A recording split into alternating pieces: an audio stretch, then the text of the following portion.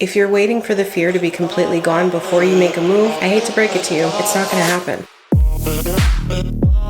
We've all been there, standing on the edge of what feels like a cliff, just on the edge of our comfort zone, feeling all the stress and fear and anxiety pulling us back away from the edge. Whether it's speaking in public, speaking up in a meeting, asking for a raise or professional development, or making a career shift, fear has a way of holding us back if we let it. That next step in your professional growth and development is usually just on the other side of that fear. Instead of waiting for the fear to pass, you have to learn how to take action while you're still feeling that fear. Just keep swimming, just keep swimming, just keep swimming, swimming, swimming. That's the only way to ensure that your fear isn't crippling you. It's important to remember that fear is not a bad thing. Fear is our mind's natural way of trying to protect us from harm. Here are just a few tips to keep moving forward while you're feeling that fear. First, as is true with most things, you have to admit that you're afraid. This doesn't mean that you have to tell everybody that you're scared or that you're uncomfortable or you're nervous or anxious or any of that. You have to admit to yourself, I'm feeling a little bit of fear here. I started giving speeches when I was in second grade, which kind of sounds crazy, but I am a talker and I love to teach, and I have loved to talk and teach since as far back as I can remember. And I'm sure everyone's seen those TikToks that say core memory. My first memory of experiencing true fear in a professional setting was at that age. The essay itself is stupid and silly. It's the typical stuff that they make kids write, so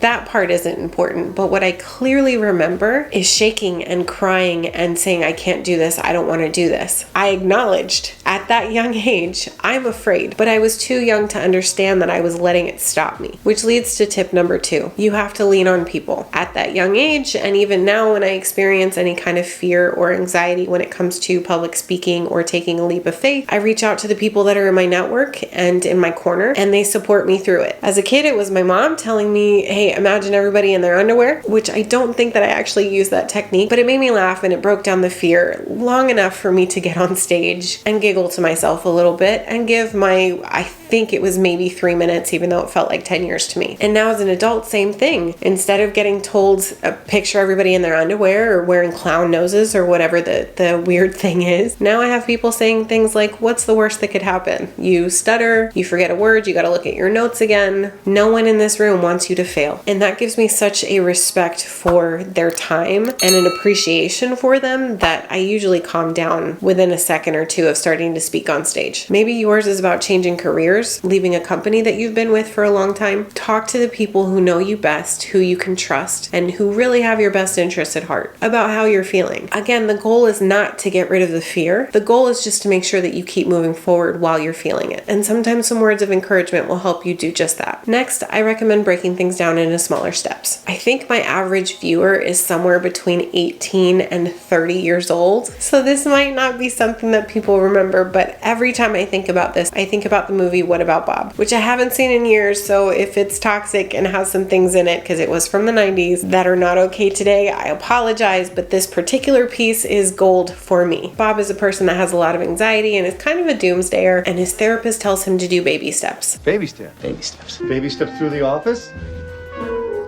Baby steps out the door. What that means is just think about the next thing that you have to do, and then do that, and then think about the next thing that you have to do, and then do that. Don't think about what happens at the end. Don't think about that you have 20 steps that you have to do. Think about just the one that you have right now, right in front of you. This last one, and you could kind of break it down into 2 parts, is about being mindful. Sometimes you have to slow yourself down, and what I mean by that is grounding myself. I focused on my breathing, I focused on calming my mind, and sometimes that meant putting earbuds in with some calming music, and I shut everything out for a couple of minutes. If you know that you're a person that struggles with anxiety, I'd recommend that you schedule mindfulness time. If you know you're going to give a speech, you're about to quit your job, I don't recommend that you do that without some kind of a plan. You're about to take action through your fear. Take 10 minutes to meditate, to breathe, to listen to music, to eat something, whatever it is that you do that makes you calm. Unfortunately, the fear is usually still there once you get back to whatever it is that you're trying to do, but it will be more manageable. Kind of a part 2 to the mindful exercise, I remind myself of all that I've accomplished. If you're doing the baby steps, give yourself a pat on the back that you made it to that elevator. Give yourself a pat on the back that you brushed your teeth that day. Celebrate how far you've come. You're not the same person that you were 2 2 years ago, 1 year ago, 1 month ago. You're making progress, even if it's small and incremental. So celebrate it. Every time I land a new contract for HR Psych, I do a little celebration. It might be 2 minutes of me just doing this. Every time I complete a contract, I do a little dance. Might have a couple pieces of candy or something and then get back into the game. But I celebrate every step along the way and make sure that I don't get too far ahead of myself and my steps and my doomsdaying. It keeps my fear in check. Also helps with imposter syndrome. And I'm a person that believes in practicing positive psychology, so that helps me do that too. I wish I had a magic wand that's like, this is what you do and the fear is completely gone. But fear is healthy and it's a natural part of life. So I hope that some of these tips make it just a little easier for you to take that next step and take a chance on yourself, because you're worth it. Thank you so much for watching, and I will see you again next week.